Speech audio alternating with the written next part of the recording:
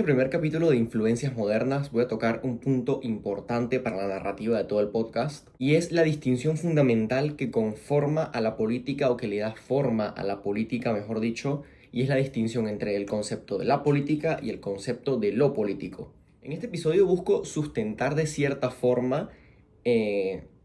o tratar de teorizar cuál es el problema que realmente lleva a que nuestras democracias modernas, también conocidas como democracias liberales si las queremos ver así, tienen un carácter que las hace sumamente incapaces o por lo menos ineficientes de procesar el concepto o la esencia de lo político, y eso lleva después a lo que vemos o concebimos como una crisis de la política. Ya vamos a ver más adelante en el episodio que esta distinción es fundamental para entender un poco en dos niveles, si se quiere, cuál es el problema de fondo con la política, por lo menos desde este lado más teórico, porque por ahí sentimos que nuestras democracias o nuestros sistemas de gobierno, sobre todo en Occidente, son incapaces tal vez de trasladar nuestras demandas y sobre todo los fundamentos subyacentes de lo que queremos realmente como pueblo y como ciudadanos, y lo que vemos reflejado en la política, que es realmente lo que está en la esencia de lo político. No sé si tuvo mucho sentido, pero espero que lo tenga cuando explique lo que quiero explicar. Pero tenemos que hacer una distinción por encima de la distinción entre la política y lo político, y es una distinción a nivel ontológico y a nivel óntico. En este sentido, tenemos que entender a lo óntico tal vez como el campo de la realidad o el campo de los hechos empíricos. También podríamos decir el campo de lo práctico. Es muy reduccionista esto, pero sirve para el propósito de tratar de entender esta distinción primero y después la distinción de la política y de lo político. Entonces, cuando hablamos de la política, nos referimos más al nivel óntico de la realidad, digamos, a eso que es más palpable, a eso que por ahí podemos ver, que podemos presenciar en hechos, en políticas públicas, en respuestas a demandas ciudadanas, etc. Acá tengo, de hecho, un apunte que es interesante, y es que, bueno, a nivel óntico siempre nos referimos al campo de los hechos empíricos y las instituciones, sobre todo. Instituciones en el sentido formal de instituciones en plan Estado, en plan público, y también instituciones más informales como prácticas sociales establecidas precisamente rastre sociohistórico. En esta línea es interesante tocar el punto de lo óntico y sobre todo el punto de la política como ese concepto que está en el plano óntico del análisis, porque acá hay tres variables que son muy interesantes, y es la variable o los conceptos, vamos a decirle, de la institucionalidad, la gestión y del carácter. Carácter en este sentido como carácter público, lo defino yo, lo tengo apuntado acá. Son los tres conceptos o por ahí las tres variables con las que uno puede definir a la política, por lo menos desde el punto de vista del ciudadano. Cómo la ves, cómo la percibes, cómo la sientes incluso. Al otro lado de la vereda tenemos el nivel ontológico, que es el nivel en donde se encuentra o donde opera lo político. Este nivel tal vez que está por debajo, que está por detrás del escenario, que no se ve o por lo menos no se aprecia a simple vista. En general, cuando nos referimos al nivel ontológico de las cosas, nos referimos a la forma en la que operan las cosas porque están dadas de esa manera. Estamos hablando tal vez de un plano más existencial y no tanto de un plano práctico o empírico. Por ahí podríamos estar hablando también del porqué de las cosas. En este sentido, si seguimos al principal teórico que definió lo político y que acuñó tal vez un término muy interesante dentro de esta distinción con la distinción amigo-enemigo, tenemos que irnos a Carl Schmitt para definir que lo político surge en esta dimensión de antagonismo existencial dentro de las sociedades humanas y que es propio del ser humano, en tanto uno siempre se encuentra distanciado de un otro a nivel existencial. Va precisamente a este plano más ontológico, que es un plano más existencial, porque, y aquí hay también tres distinciones importantes, y es que el conflicto de por sí es el origen de la política y es el origen de la deliberación. El orden social no es algo natural, no es algo que está dado, sino que es el resultado de una serie de victorias, vamos a decirle, hegemónicas, en estos campos de batalla simbólicos en los que nos vamos moviendo entre conflicto y consenso, y que es lo que le dan el valor a lo político. Luego, a nivel social no existe un nosotros sin un ellos. Esto es un punto central en el concepto de lo político y también en esta distinción que vamos a hacer entre la política y lo político, porque para que pueda haber un grupo cerrado al que llamamos sociedad, tiene que haber otro grupo cerrado que se llama de la misma forma y que es distinto existencialmente a nosotros. Por ende, es un ellos y nosotros somos nosotros. Ahí, al ser dos grupos distintos que estamos separados por orígenes e incluso por historia, nos enfrentamos y creamos ese campo de batalla del que surge la esencia de lo político. En esto es importante entender que lo político no es en sí una sustancia que sale de la nada, o sea, no es en sí algo que está dado y ya desde el inicio de la humanidad.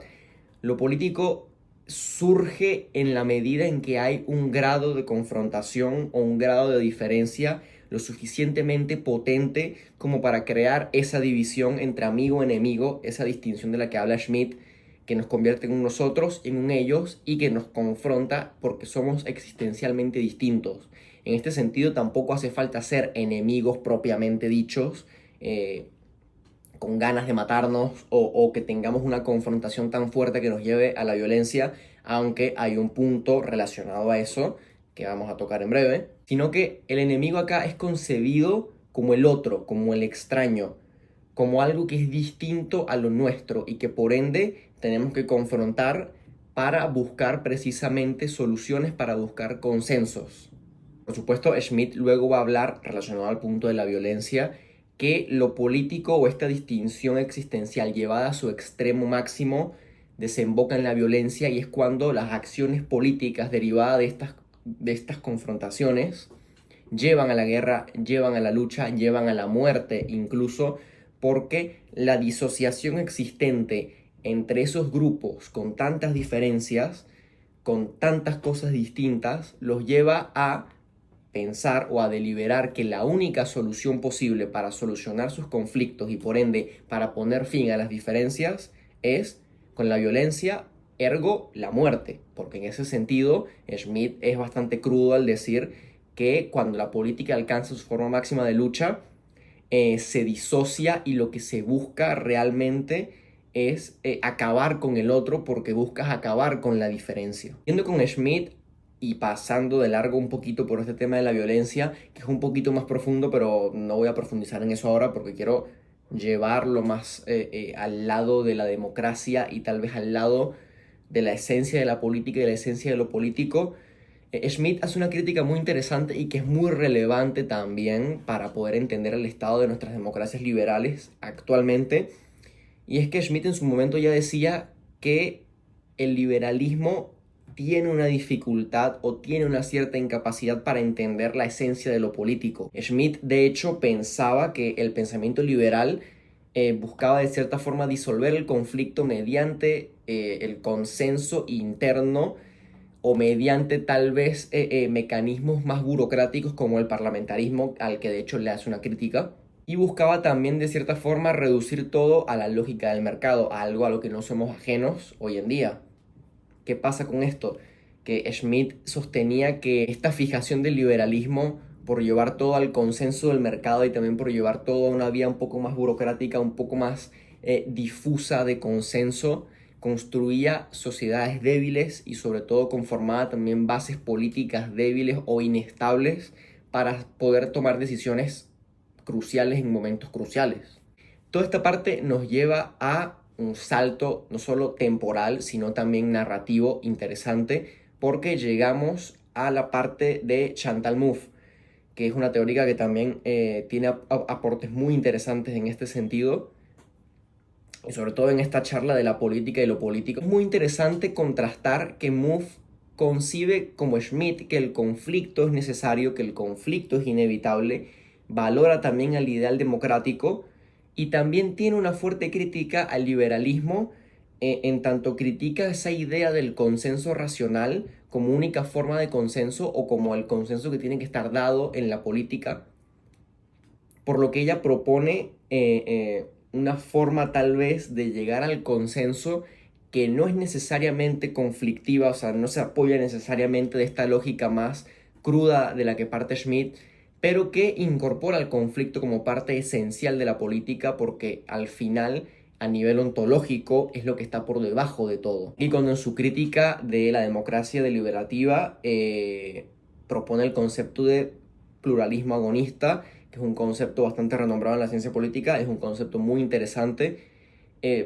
para definir también las formas en las que la política se desarrolla en las sociedades modernas, sobre todo. De hecho, Chantal Mouffe argumenta bastante dentro de su teoría que la creencia de que podemos llegar racionalmente y a través de discusiones meramente pacíficas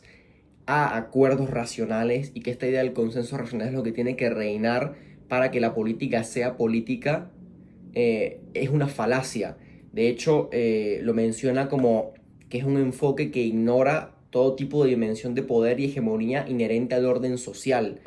Y es algo que es evidente sobre todo cuando consideramos que por encima de nosotros y nuestra deliberación como ciudadanos, en la esfera de la política se encuentra un superente que es el Estado. En este punto podemos hacer dos paralelismos bastante interesantes entre Mouffe y entre Schmitt.